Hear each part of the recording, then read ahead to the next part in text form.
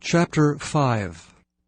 Keep thy foot when thou goest to the house of God, and be more ready to hear than to give the sacrifice of fools, for they consider not that they do evil.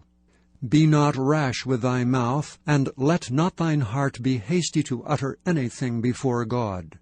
For God is in heaven, and thou upon earth. Therefore let thy words be few. For a dream cometh through the multitude of business, and a fool's voice is known by multitude of words. When thou vowest a vow unto God, defer not to pay it. For he hath no pleasure in fools. Pay that which thou hast vowed. Better is it that thou shouldest not vow, than that thou shouldest vow and not pay. Suffer not thy mouth to cause thy flesh to sin. Neither say thou before the angel that it was an error. Wherefore should God be angry at thy voice, and destroy the work of thy hands? For in the multitude of dreams and many words there are also divers vanities. But fear thou God. If thou seest the oppression of the poor, and violent perverting of judgment and justice in a province, marvel not at the matter.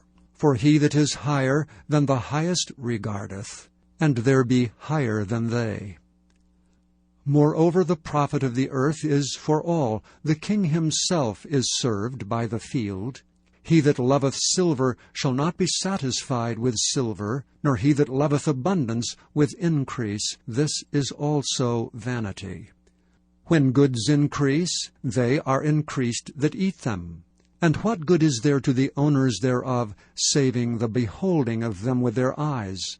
The sleep of a laboring man is sweet, whether he eat little or much, but the abundance of the rich will not suffer him to sleep. There is a sore evil which I have seen under the sun, namely riches kept for the owners thereof to their hurt. But those riches perish by evil travail. And he begetteth a son, and there is nothing in his hand.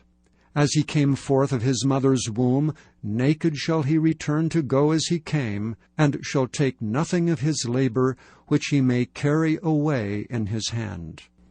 And this also is a sore evil, that in all points as he came, so shall he go. And what profit hath he that hath labored for the wind?